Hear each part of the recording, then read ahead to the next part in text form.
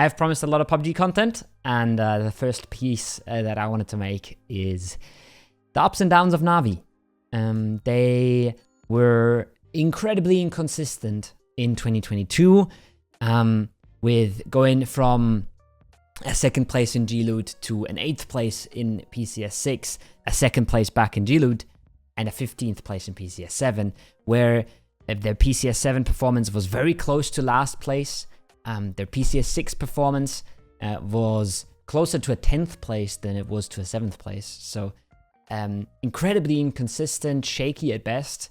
Some said sort of performing in the tournaments that don't really matter, as G-Loot were much smaller prize pool wise, PGC point wise, and then suddenly they win PGC. Suddenly they're the best team in the world. Suddenly Example is the best player in the world. Suddenly Melman is the most underrated IGL in the world.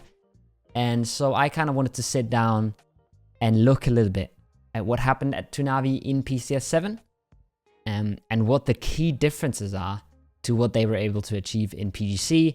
I'm pretty much just winging this content at the moment. If any feedback is super appreciated, especially what kind of teams you want to see, what kind of analysis you want to see. And if you enjoy this kind of content, please make sure you're subscribed.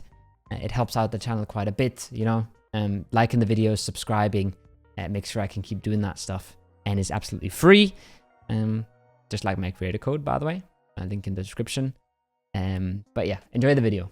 So the first thing I try to do is check if they got lucky and look a little bit at the circles they got, which is an incredibly hard thing to put into simple numbers. But what I tried to do is check how many times were they already in the circle when it popped. So basically zone came to them. Now, obviously that's a little bit misleading every now and then, because you might get a circle but you're barely on edge. You might get a circle but it's not even good for you, or you get shifted out but it doesn't matter and you still have a great edge to play. So it's a little bit hard to do. The one thing I try to do to make the data a little bit more intelligent in that sense is if they were in a zone but they knew it would shift away from them because of land ratio, I didn't count that as getting the circle. That's the one thing I did. Other than that, pretty much straight up, what you see here is what percentage of circles they were already in when they popped.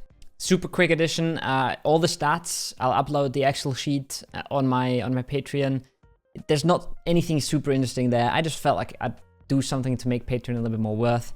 It's just the full stats that I grabbed from these 50 games. But yeah, you can find them on my Patreon.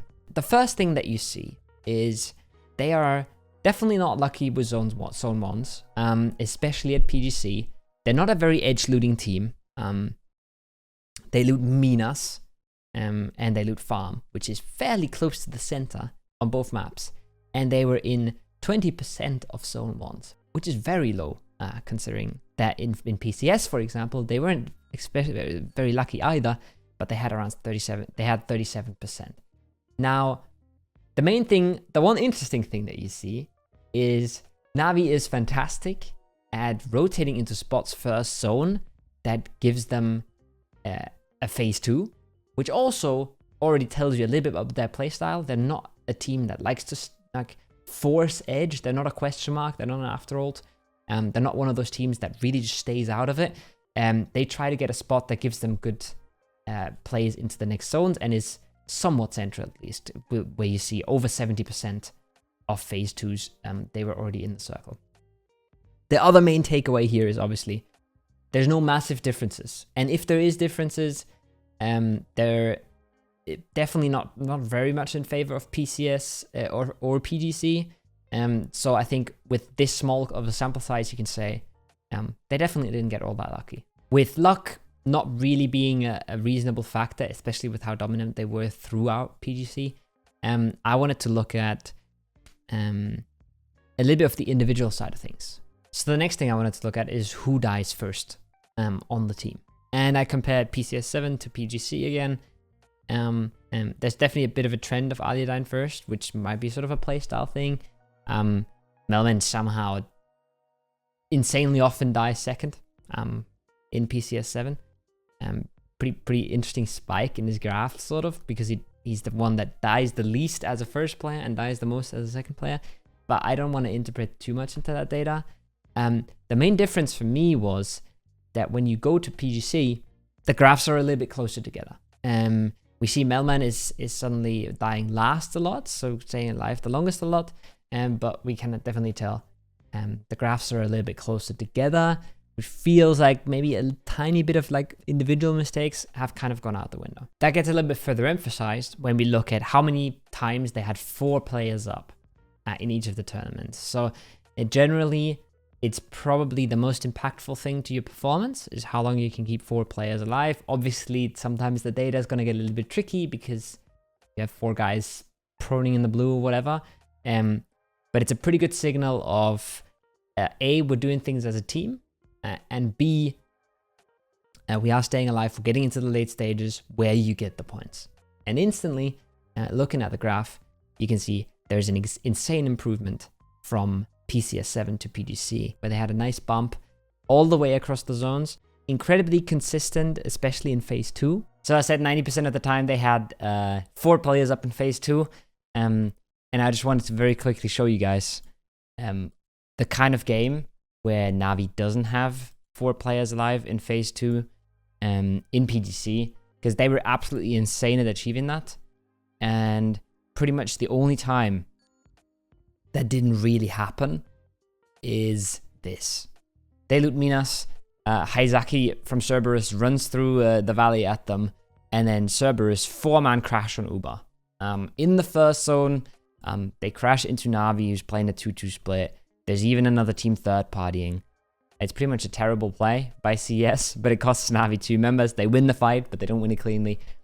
That's one of the 2 games where they didn't keep 4 alive. So essentially, I feel like it would be fair to say they had 95% chance of keeping 2 alive. They were absolutely crazy at that in PGC. So then we know it's not luck. We know they're keeping more people alive. So the next thing I did is look at how many fights did they take, how many did they win, how many did they lose, and how many did they win without losing a single player. And what I did is I said a fight is something between a 4v4 and a 3v3. So a 4v3 and a 3v4, I counted those in. And it's not third party by another team. And I try to count out fights where the enemy team is just pushed against the blue and they just all keep dying. So team fights really is what I'm looking at. And when you look at this graph, the first thing that should come to your mind, probably won't because you don't have full information, but there's 30 games in PCS7. There's only 20 games in PGC, yet somehow NaVi took almost the same amount of fights. So we can already tell they lived way longer and they survived way more fights, so they could take more fights afterwards. When you look at PCS7, there's a really fat red bar there. They lost a lot of their fights. They only managed to win 29% of their fights. They won 17% of their fights cleanly. So 4 zeros, 17%, total wins 29%. Now at PGC, they absolutely pulled up. You can see how big that green bar is. They won 69% of their fights, which is pretty nice. And they won 54% of their fights without losing a single member. That is absolutely insane. Just to think that they win 54% of their 4v4-like fights without losing a single member is absolutely insane. And that is pretty much the difference between sucking in Europe, 15th place, to winning the World Championship. And it's absolutely crazy. Now that we've looked at some of the stats, I want to look at some of the games. And I want to show you some of the cool things they do. And some of the things that made them win a World Championship. But what I also want to show you is that it's not that easy to find the difference between them in PCS7 and them in PGC. So we're going to look at some of the games. I'll just go through a few games, show you some interesting cool things they do, strats you can steal, show some really interesting stuff that kind of shows the kind of work that they do. And it looks a little bit about how they approach the game, how they play the game. And I think there's a lot to take away from that. So NaVi loot around the farm area. It's essentially called the NaVi split at this point. And like we already sort of pointed out in the stats, is they are very, very good at finding themselves in good positions in the early game. They don't get a circle. They know where to go. They know how to go there. and they do it very cleanly, very calmly. No crazy crashes in the early game, no high risks taken. And most of the time, they are very good at finding a really good spot in phase 1 that puts them into a good phase 2, and they can transfer that on into the game. This is a game where they get a lot of zones, but they've also taken a compound that will get a lot of zones, and that's exactly why you see a team like Northern Knights in phase 2 already instantly move towards that compound, because they know this is super favorable. This is very, very playable into the late game.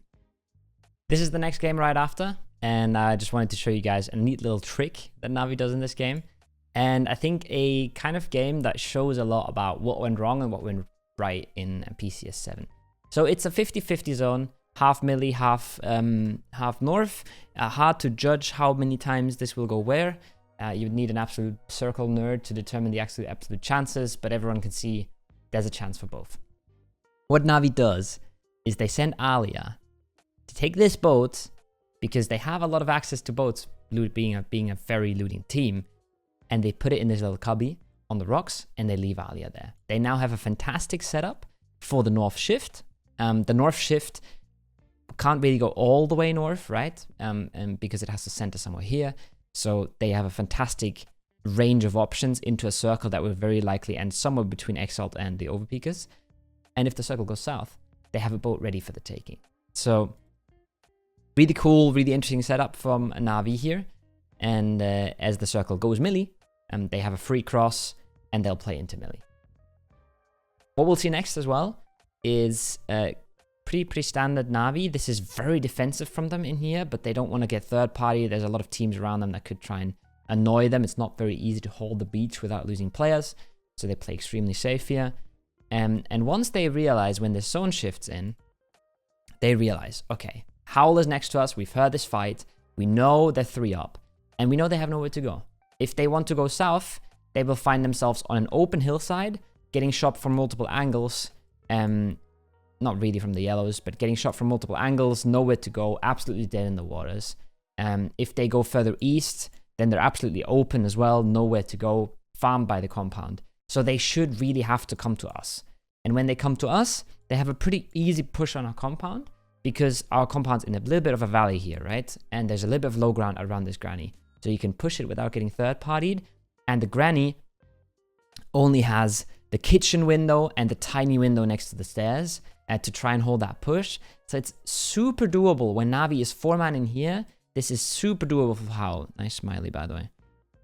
Which is the exact reason why they push 2 players out, and they even join a 3rd player out of the compound, out of the zone, just to hold Howl away. And even with those 3 players, Ruin gets really, really close, but has to fall back in the end. Howl decides, okay, we can't go here. No chance. We're stuck.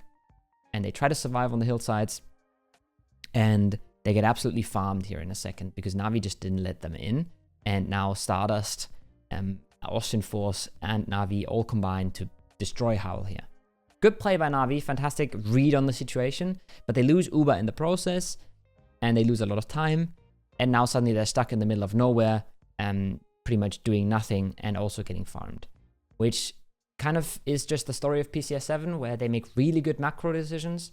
Remember the boat play, and remember their early rotations.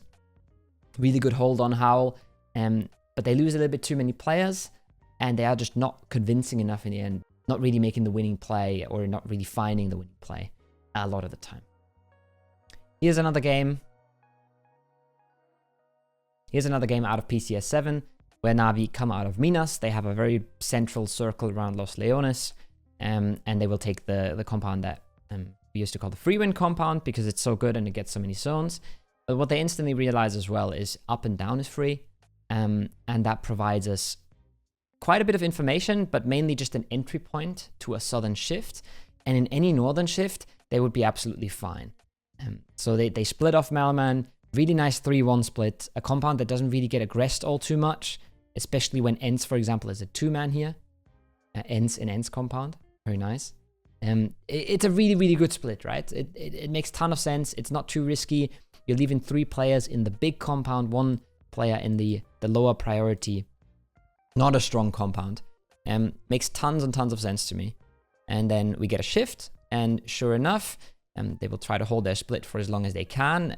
Luckily for them, overpeakers send it into the ridges.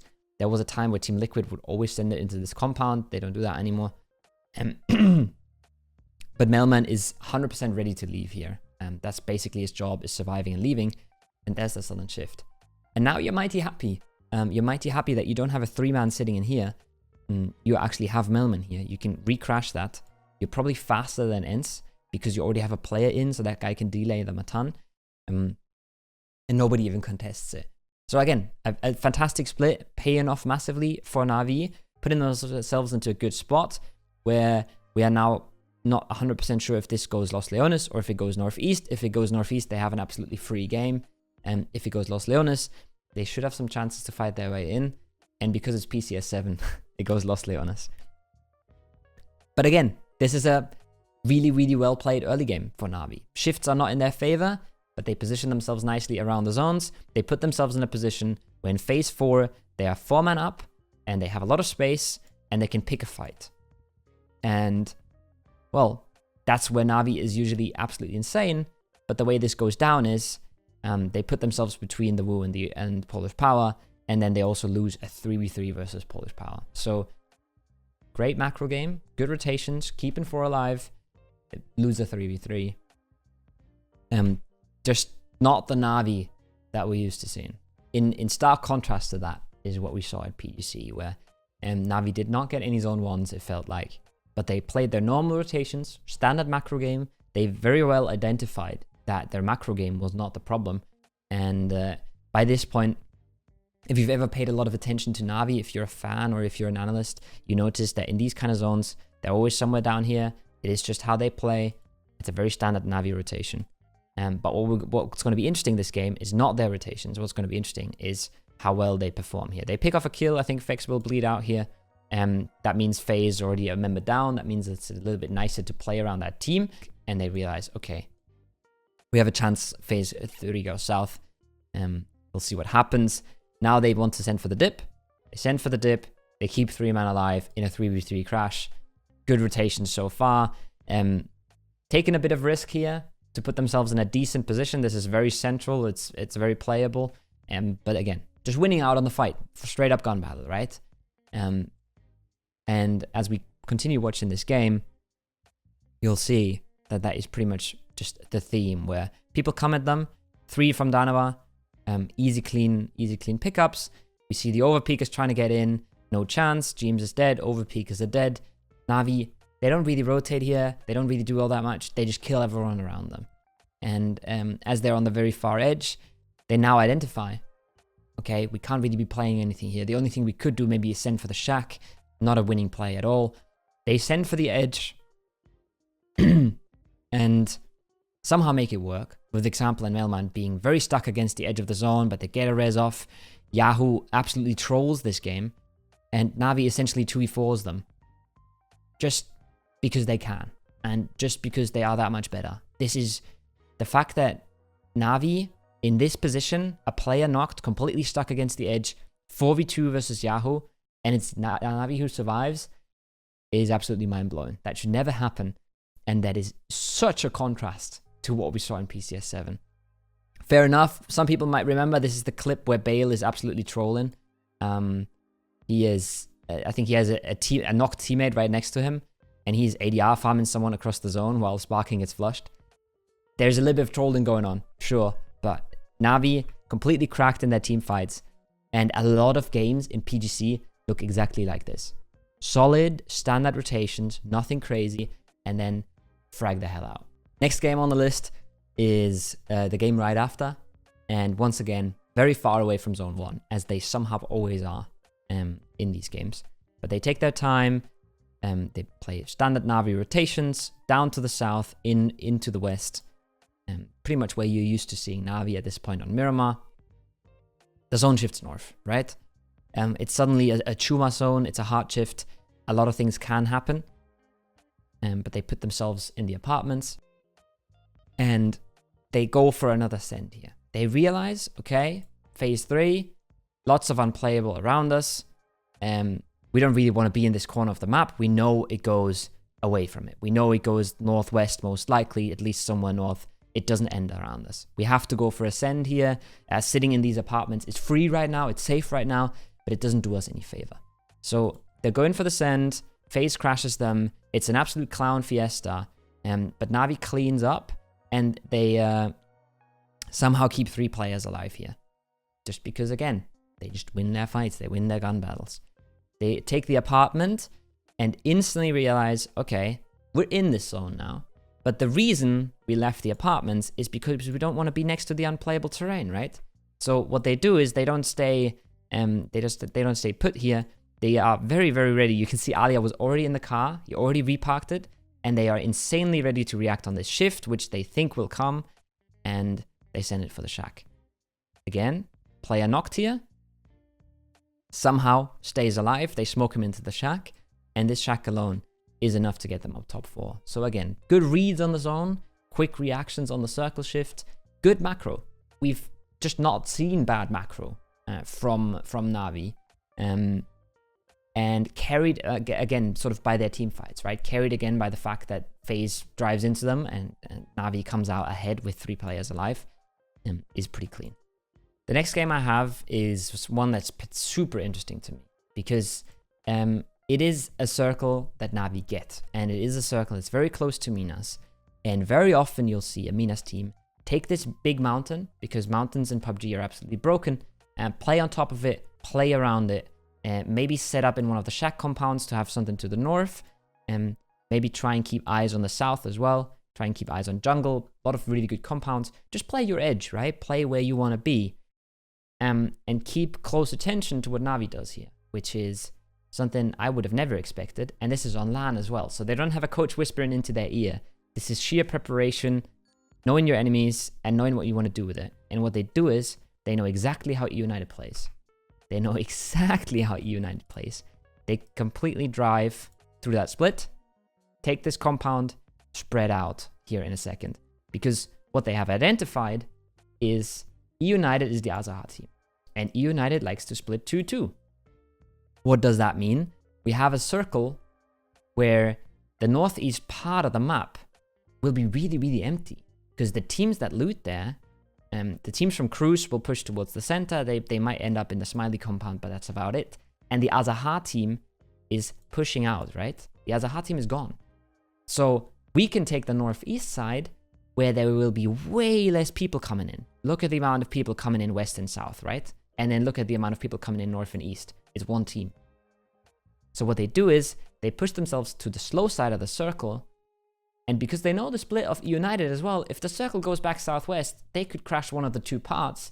And United would either dodge, giving NaVi a free compound, or would take a 2v4, which is pretty rough to take against NaVi. So again, this is really good preparation by NaVi. This is them just knowing their opponents, knowing what they want to do in certain circles.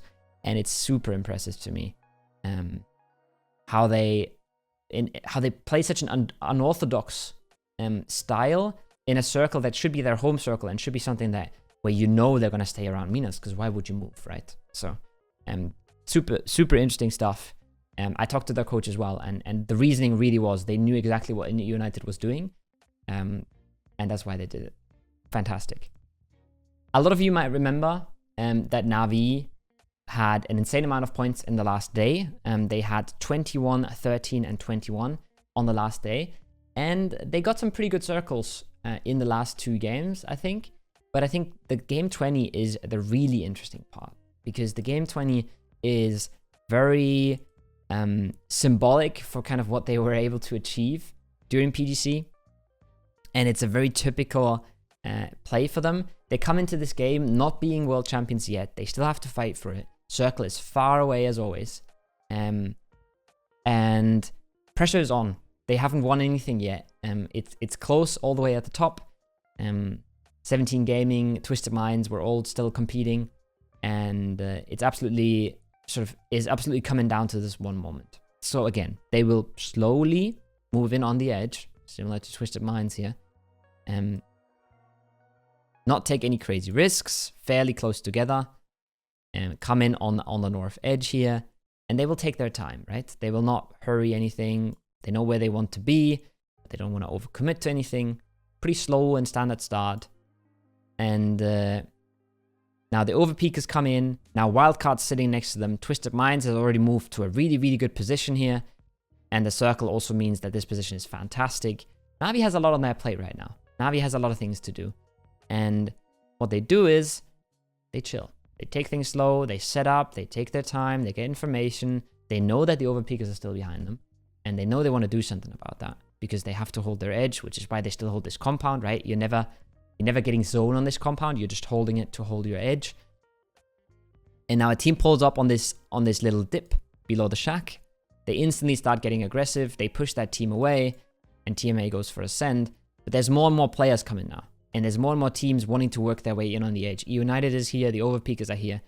And NaVi decides to leave their position close to the compound to fight for this shack. Not because they want the shack, but because they want space on their edge. They want these teams to be gone. They want to be able to play into this one way or the other. And for that, they want these guys gone. So they kill one. They slow things down. Mexi's in big trouble for United. And NaVi's like, all right, there's another team third partying this. They could have stuck around. They could have continued this push, right? They could have continued this fight. They could have continued nading and trying to kill the overpeakers. But they instantly get the hell out of there because it's a fight that's about to be in the blue and it's already two very strong teams. So why keep involved, right? And you're about to see another reason of why NaVi is the world champion and why they are so good. And it's because they can just pull up and there's a 4-man setup from Wildcard. They have had nothing to do this game.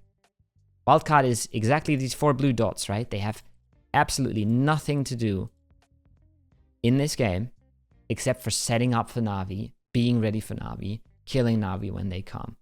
And, well, as you're about to see, the second NaVi actually does come, things get a little bit rough. And I don't know if you remember the clips, but it's essentially a double drive-by from Uva and Example.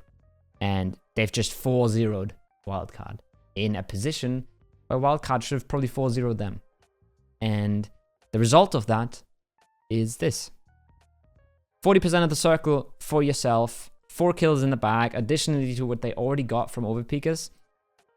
And what is essentially a free game. Playing up from the bottom here, playing towards the top, just holding your edge, absolutely chilling. Now they'll see question mark and Twisted Minds in the kill feed. So that's going to be happy news for them on the scoreboard. But they'll just ride this out. They'll play it slow. They keep their edge clean, kill FaZe here, kill every player that comes their way, and just win the game. No problem at all for NaVi. Somehow it's no problem at all to do it in PGC. And it's absolutely crazy how they stepped up their team fights and their individual play from PCS. I don't know if it's LAN versus online. I don't know if it's just the players feeling themselves way more. But their macro game was always incredibly solid. And their micro game and team fights and everything in PGC was just crazy.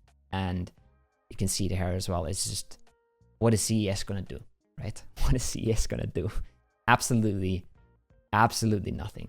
They are completely choked out of the zone. They're one of the most cracked teams in the lobby when it comes to sheer aim. But NaVi just doesn't give them a chance. NaVi wins PGC. Nutty performance. I did a poll on Twitter. What people would expect to have alive in certain circles. NaVi was insane at keeping 4 players alive in PGC. Incredible stuff from NaVi. And they were incredible at a lot of things in PGC, like we talked about earlier.